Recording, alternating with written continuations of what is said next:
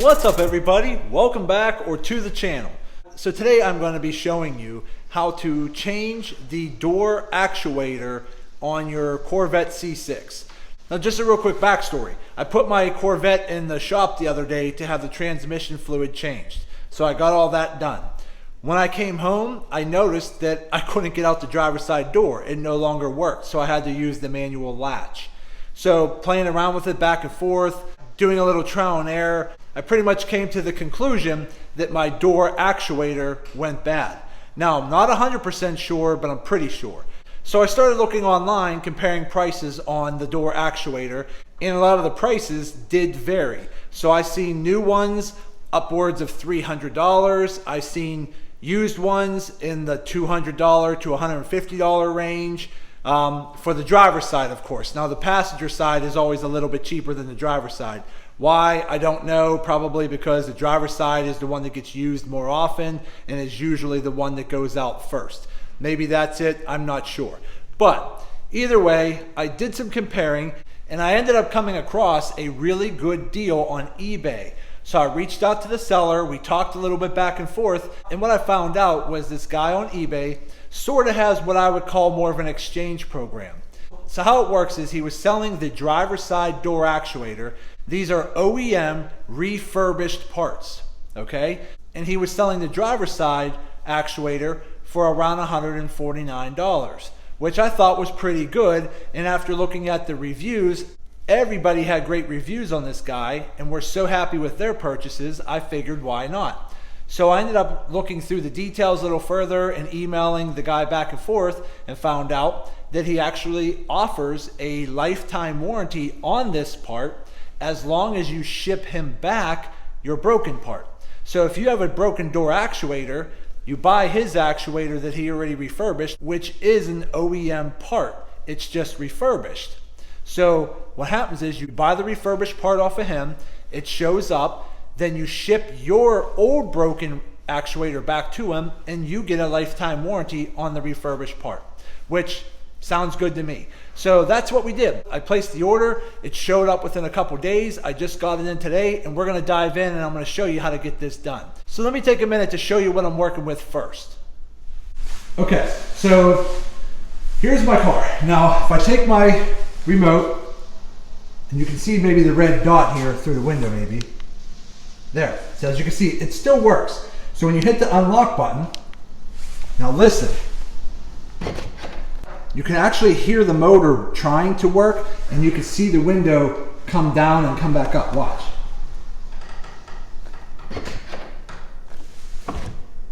But I cannot open the door.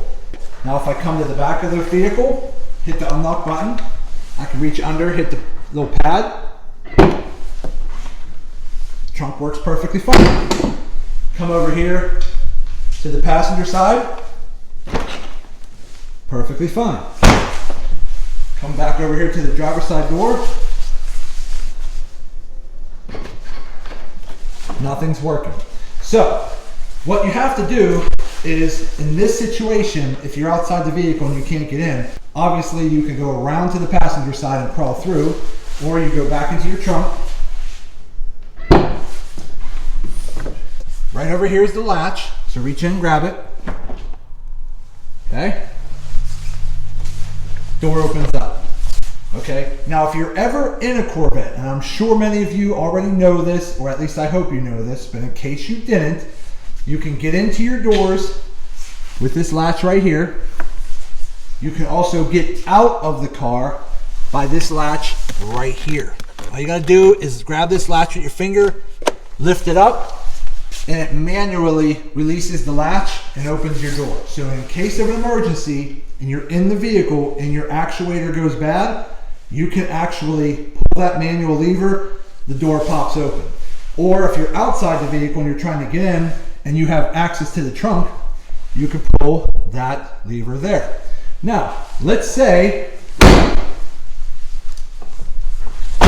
that your battery is dead and you can't get into your car because everything's electronic and nothing works. Then what you do is you kind of hold this little tab right here and pull the bottom out and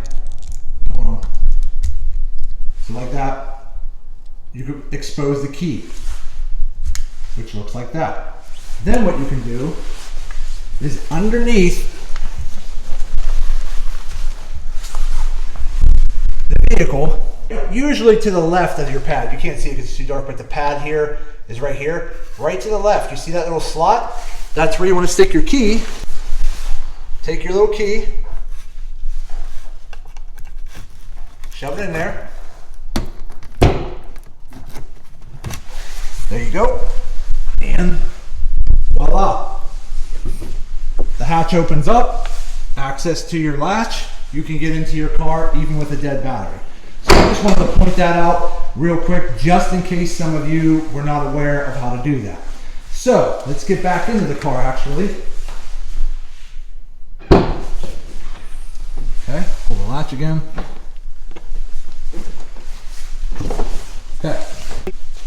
So obviously, these pads here are the first thing you want to check. They're super simple and easy to fix. Now, because the actuator is usually not always the problem. It's usually that pad right there. These replacement pads online, now I'm not talking through a dealer, I'm talking about online, but an OEM part, you could probably get that for 30, maybe 40 bucks, somewhere in that ballpark, or you can buy some knockoff version, but I'd probably recommend getting an OEM version. So I already replaced mine. So if you haven't seen that video, go back in and look through my videos. I actually show you how to replace them, but they're very simple and easy. But that's usually the part that goes bad first. I already replaced mine, so I knew it wasn't them. You can always test by checking that when you tap the pad, okay, when you hear stuff working and moving, that's when you pretty much know this pad's working. But when your battery's good and you're touching the pad and you hear nothing, it's probably a bad pad, and you could try fixing that first. But knowing that everything works on my car, it's the actuator that's broken, which is right here. Okay, so what you want to do to get access to this is take the two bolts out here and there. You're going to take your seat, move it as far forward as you can. You're going to have to probably lift up this paneling right here, probably this panel right here and this panel right here. Okay, pop that out and then we'll get access from the back. So let me go ahead and start doing that and I'll be right back.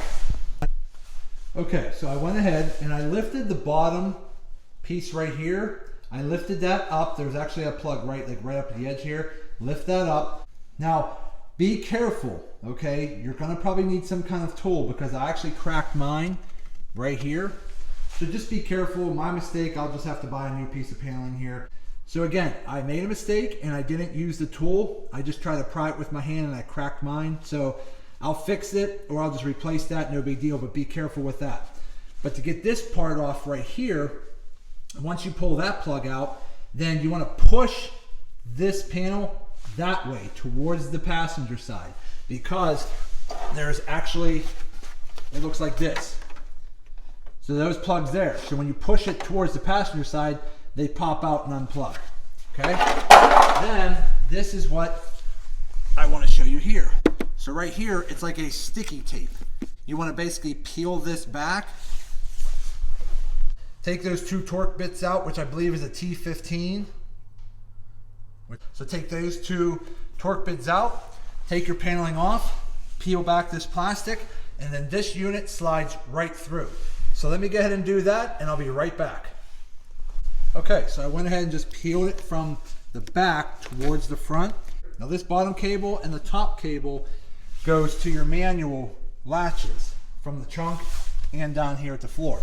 So leave those on for now, and then what you're going to do is just try to stick your finger in here, loosen it up a little bit, and then it should,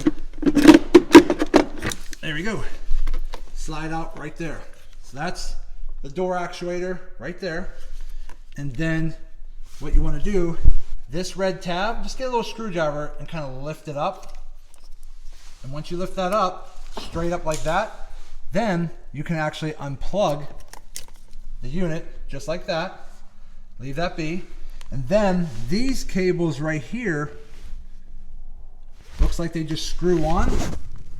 So let me go ahead and try to unscrew those cables, and then we'll be right back. Now, you don't always have to replace these cables. If your cables are fine and your door latches are fine, you might be able to just make your life a lot easier. Use the factory cables that are still there, just unbolt them from the actuator, bolt them back onto the new actuator. That way all you have to do is plug in your wire harness and everything should be simple and easy. So let me go do that and I'll be right back. Okay, so I just went ahead and released that. I just used another Torx bit here. Looks like a T10 right here. Took the 2 small screws out. So there's 2 tiny little screws on the back, okay? Then once you take those 2 tiny screws out, one's like right in between the cables right here where my thumb is, and one's down here where my thumb is. Once you take those 2 tiny little Torx screws out, this cap lifts right off, and then you have the 2 hook cables right here that literally just hook in to those little holes right there. They just kind of go down and in and hook on. So that's it. There's your door actuator. Okay? So now what we're going to do is take this over to here. Here's the old one. Okay, now we're going to open up the new one. Now keep in mind, this right here is from Actuator Plus. Now again, I will put the link in the description on eBay of where to find this. The guy was super awesome. His communication was very well. I emailed him, he emailed me right back. So again, he even gives you a label to return it back to him. So as long as you return your broken old actuator back to him, you get a lifetime warranty. That's not a bad deal. Okay, so let me move this stuff out of the way. Here's how it comes packaged.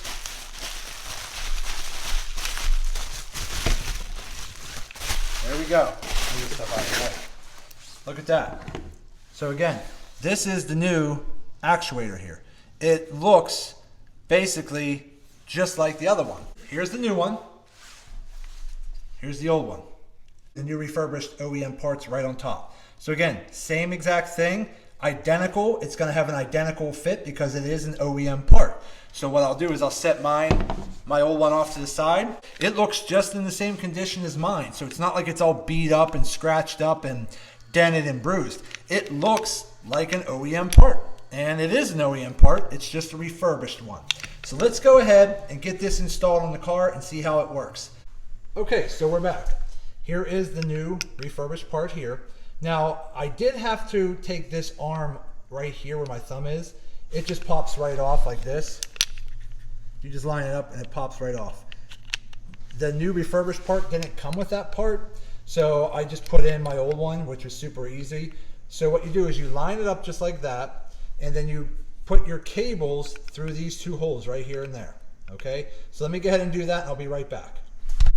Okay, so I went ahead and I put the cap back on. So the 2 cables basically just clip into the 2 brackets, and then you sit the whole black bracket over top. Now you're going to want to make sure you clip it in the front first. So basically this top bracket kind of like hooks through this front little piece right here, that little tab. You put it around that tab, everything pops back in and lines in. Your 2 Torx screws screw back in right there and right there in the middle. As you can see there. One right here, my thumb, one right there. So at that point, okay, so once you get your harness back on, it should plug right in, just like that. Clip it in, good to go. Let's try this out. Okay, so now it's locked. I just locked it with my finger. Let's try the manual latch. Okay, that works. Lock it again. Let's try the door latch. There we go. So that works. So again, I just tested the lock. Let's try it one more time and try the back lock to make sure the back is. So as you can see right here, I just pushed it down with my finger. We're gonna go right over here, pull the back one,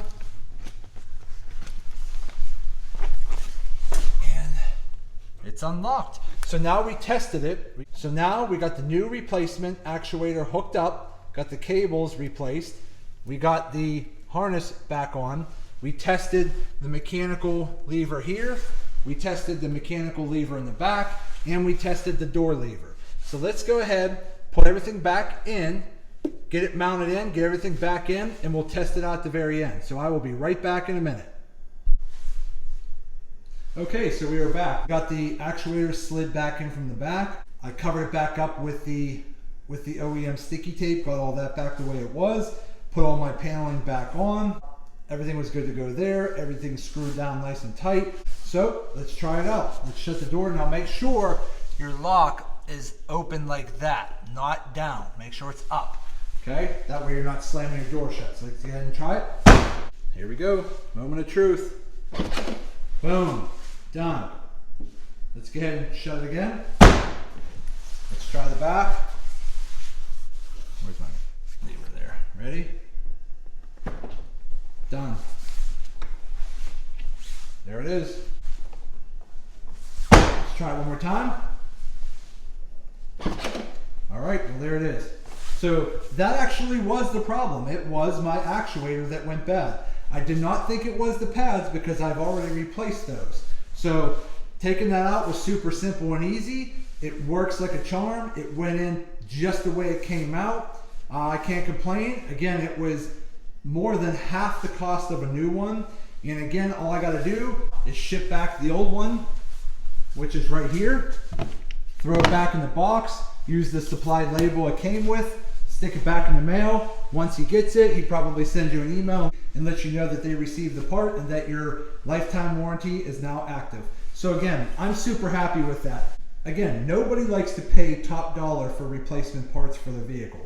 But that's what my channel is all about. I'm trying to find more affordable ways to fix your car. Sometimes you have to take it to a mechanic, sometimes you do not. In situations like this, where again, the car door was not opening, it was an electronic actuator here, instead of going to a dealer, paying over $300, upwards of even $350 for that part, and then paying the labor, which could probably be a few $100s more to do that, I just saved myself a ton of money. I just got that replaced for 150 bucks by doing it myself, and it took me no time at all to do. So there it is. I'm super happy with it. It's all fixed and good to go. So there you go, guys. That's how simple and easy it is to replace the door actuator on your C6 Corvette. So again, I saved a ton of money by just going through this store on eBay, which I will put the link in the description. So if you are in need of replacing your door actuators, they have the driver's side and the passenger side. The passenger side is a little bit cheaper, but the driver's side will run you about 150 bucks. And then as soon as you get it in, it's a very easy install. Once you get it in, you send the old one back. You now got a lifetime warranty on the product you just purchased, and you saved a ton of money doing it. So that's it. I hope this video helps some of you guys out. Do me a favor, hit that thumbs up button and like this video. And if you have any questions, go ahead and leave them in the comment section and I'll try to get back to you as soon as I possibly can. And do me a favor, subscribe to the channel because it definitely helps me out and I greatly appreciate it. So that's it. I just want to say thank you to each and every one of you. I truly appreciate you all. Thank you. And as always, see you in the next video.